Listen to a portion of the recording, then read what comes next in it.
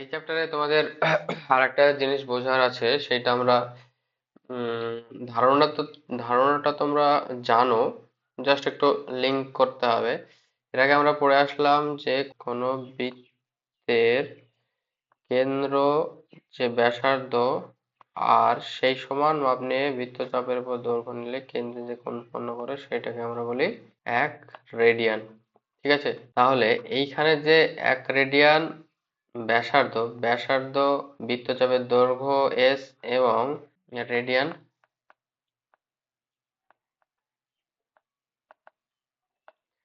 Radian কোণ আমরা কি বলছি, রেডিয়ান কোণ আমরা বলছি থিটা। সেইটা আমরা জানবো, তার আগে তোমাদেরকে এই লাইনটা একদম মগজস্থ করে নিতে হবে যে কোনো বৃত্তের, ঠিক আছে, কোনো বৃত্তের বৃত্তচাপ দ্বারা উৎপন্ন কেন্দ্রস্থ কোণগুলির অনুপাত।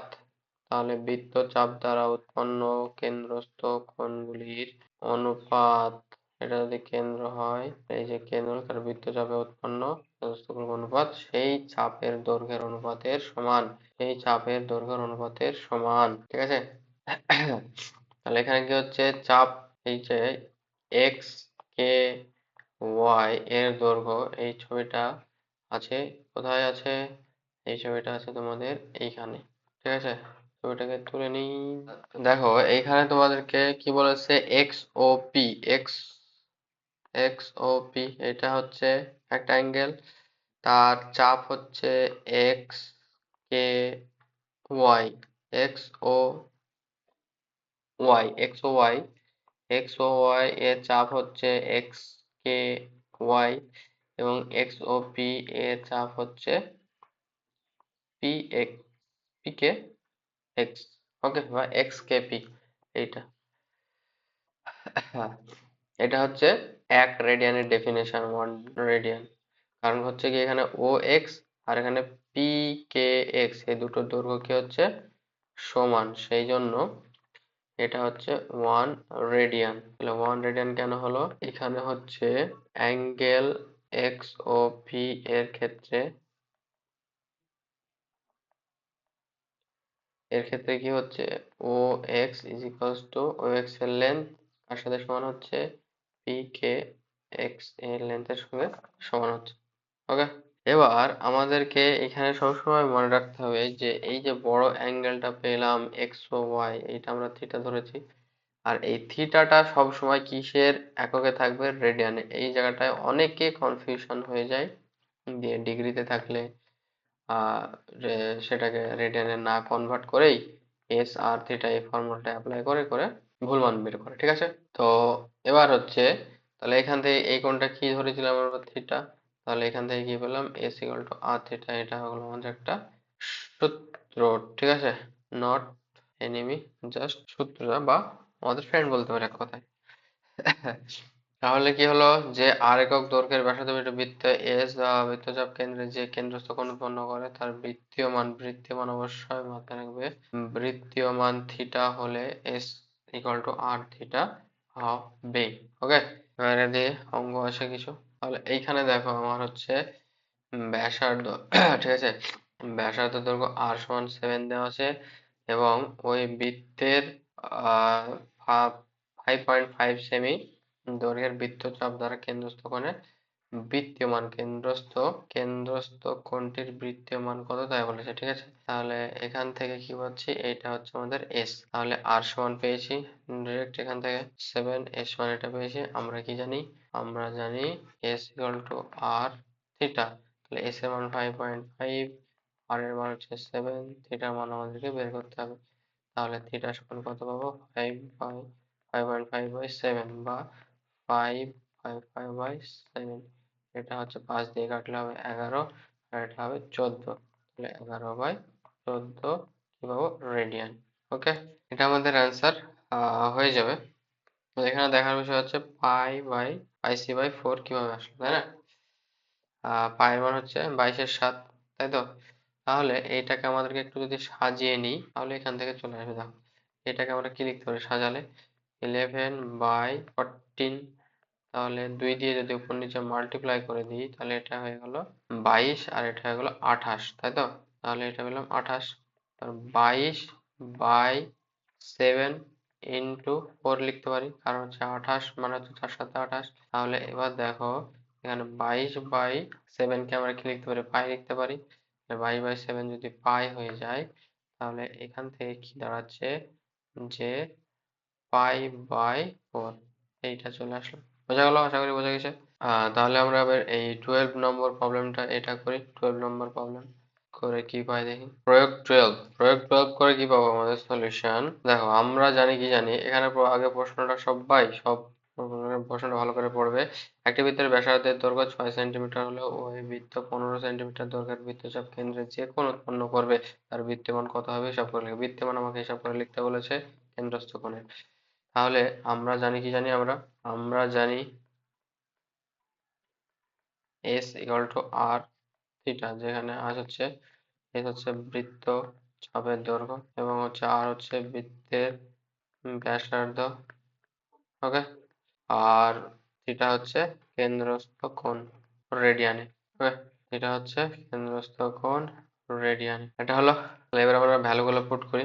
ভ্যালুগুলো কি দেওয়া আছে প্রদত্ত। S equal to হচ্ছে 15 আর হচ্ছে R equal to 6। আমাদেরকে থিটা সমান কত বের করতে হবে। therefore theta is equal to হচ্ছে S by R। S এর মান 15, এটা মান হচ্ছে 6। তাহলে এটা কাটাকাটি যাবে, অবশ্যই যাবে। কত দিয়ে যাবে? 3 দিয়ে যাবে। 3 দিয়ে কাটলে 5, 5/2। 2 কি পেলাম? রেডিয়ান। দেখো এগুলো হচ্ছে, এটাকে যদি আমি পাই আকারে প্রকাশ করতে চাই, পাইয়ের ফর্মে, একটু টাফ হবে। পাই দিয়ে প্রকাশ করা মানে সেটা স্ট্যান্ডার্ড ভাবে প্রকাশ করা হয়, তাই এটা আমার করতে গেলে হবে, অবশ্যই হবে না কেন, একটু ভাবনা চিন্তা তোমাদেরকে বাড়াতে হবে। তাহলে এটা যদি আমি পাই বাই কিউব লিখতে চাই তাহলে কি করতে হবে আমাকে? উপর নিয়ে আসতে হবে 22 আর নিচে নিয়ে আসতে হবে 7, তাই তো?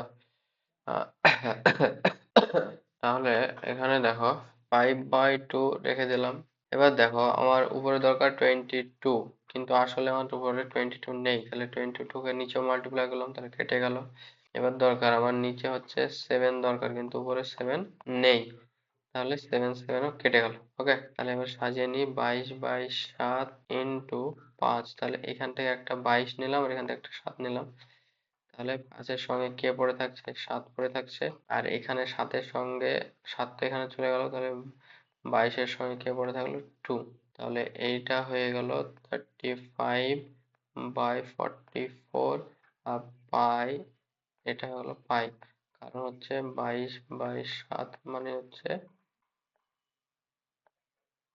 পাই। বোঝা গেল? দিস ইজ দ্য ফান্ডা। বা এটাকে আমরা লিখতে পারি 35 পাই রেডিয়ান বাই 44 অ্যান্সার। ওকে, চলো নেক্সট কি আছে দেখি। নেক্সট এটা তো আমাদের হলো। এখানে তোমাদের চ্যাপ্টার 20-তে একটা কনসেপ্ট আছে, সেটা হচ্ছে পূরক কোণ ও সম্পূরক কোণের ষষ্ঠিক পদ্ধতিতে মান বের করা। ঠিক আছে? পূরক কোণ, সম্পূরক কোণ তোমরা অবশ্যই জানো, ক্লাস 7 থেকে 8-এ অবশ্যই ছিল এগুলো। পূরক মানে হচ্ছে দুটি কোণের সমষ্টি। দুটি কোণের সমষ্টি যদি 90 ডিগ্রি হয় তাহলে একটিকে আরেকটির কি বলবো? পূরক কোণ। একটিকে আরেকটির কি বলবো? পূরক কোণ বলবো, যদি দুটি কোণের সমষ্টি 90 ডিগ্রি হয়। আর দুটি কোণের সমষ্টি যদি 180 ডিগ্রি হয় তাহলে সেইটাকে বলবো একটিকে আরেকটির পূরক কোণ। এই সম্পূরক কোণ পূরক কোণ হলো। এবার তোমাদেরকে এখানে একটু মাথা খাটাতে হবে। ডিরেক্ট আমরা যখন ক্লাস 7-এ কিংবা অন্য 9-এ ছিল না, 7-এই কিংবা 8-এ ছিল, যে বলতো, তোমাকে বললো যে 35 এর পূরক কোণ বের করো। ঠিক আছে? এর পূরক কোণ বের করো। ওকে, তাহলে পূরক কোণ বের করতে বললে আমরা কি করতাম? ডিরেক্ট 90 ডিগ্রি থেকে 35 সাবট্রাক্ট করতাম, 5 পেতাম, আর এখান থেকে পেয়ে যেতাম 55। এইভাবে করতাম।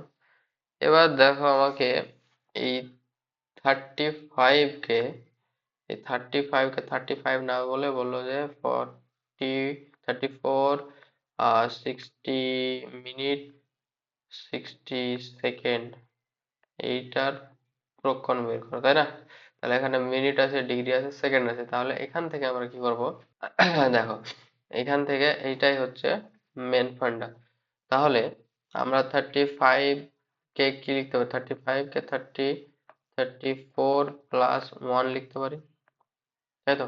তাহলে এই 1 ডিগ্রিকে কি লিখতে পারি? 1 ডিগ্রিকে আমি লিখতে পারি 60 মিনিট। 60 মিনিট থেকে যদি আমি আবার 1 সেকেন্ড 1 মিনিট নিয়ে নিই, তাহলে সেটা আবার কি থাকবে? 1 মিনিট পরে থাকবে। 1 মিনিটকে কি লিখতে পারবো? আমি 60 সেকেন্ড লিখতে পারবো। তাহলে এইখানে দেখো, এখানে 89 ডিগ্রি হলো, তাহলে 60 মিনিট পরে থাকলো। 60 মিনিট থেকে আবার এটা নিয়ে নিলাম, এটা হলো এটা 60। তাহলে এখানে প্রথমে যেটা লিখেছিলাম যে 35 degree equals to 34 degree plus 59 minute plus 60 second. I think প্রথমে এটা আমি 60 লিখেছিলাম, সেটা ভুল ছিল। ওকে, এই হচ্ছে বিষয়। তাহলে এটাকে সাজিয়ে নিলাম। এবার আমাদের যে নর্মাল সাবট্রাকশনের ফর্মুলা, সেটা এখানে করলে হলো। ডিগ্রি মিনিট থেকে সেকেন্ড বাদ দেবো, মিনিট থেকে মিনিট বাদ, এবং ডিগ্রি থেকে ডিগ্রি বাদ। আশা করি ক্লিয়ার। ওকে, সম্পর্কের ক্ষেত্রেও আমরা একদম সেম ফান্ডা অ্যাপ্লাই করব, যে এখানে কি হলো 180 ডিগ্রিকে লিখতে পারি কি 179 ডিগ্রি প্লাস 1 ডিগ্রি। এবার 1 ডিগ্রি, তাহলে 179 প্লাস 1 ডিগ্রিকে কি লিখতে পারি আমরা? 59 মিনিট প্লাস 1 মিনিট, কারণ 1 degree is equals two 60 minute. তাহলে এবার দেখো 179 প্লাস 59 মিনিট প্লাস 1 মিনিট মানে হচ্ছে 60 সেকেন্ড। তাহলে এটা লেখা যাবে 179 প্লাস লেখার কোনো দরকার নাই, এইটা 60 সেকেন্ড। বোঝা গেল? চলো এবার এই প্রবলেমটাও করব, প্রয়োগ 18। এটা কি করতে হবে? পেজ নিয়ে নিই, পেজ নিয়ে নিব।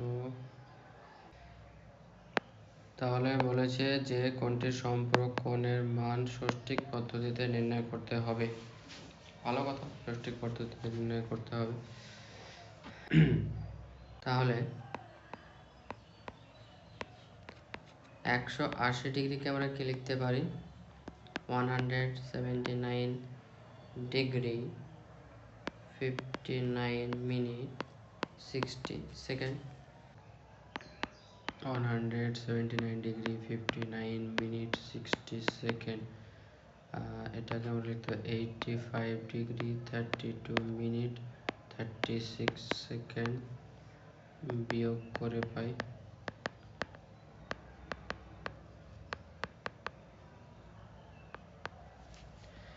তাহলে এখানে কি পাই দেখি। এখানে 4, এখানে হচ্ছে 3, তাহলে 34 সেকেন্ড পেলাম। এখান থেকে পাচ্ছি 7, এখান থেকে পাচ্ছি 27 মিনিট, আর এখানে পাচ্ছি 4, আর এখান থেকে পাচ্ছি 9। অতএব 85 ডিগ্রি 32 মিনিট 36 সেকেন্ড এর সম্পূরক কোণের মান হবে 94 ডিগ্রি 27 মিনিট 34 সেকেন্ড। আশা করি বোঝা গেছে। এই হচ্ছে এরপর আমি খুব শীঘ্র একদম এইটার কেডি 20 এর স্টেপ বাই স্টেপ সলিউশন নিয়ে আসতে চলেছি। ওকে, থ্যাংক ইউ। চলো পরবর্তী ভিডিওতে আবার দেখা হচ্ছে। তব তক সুস্থ রহনা।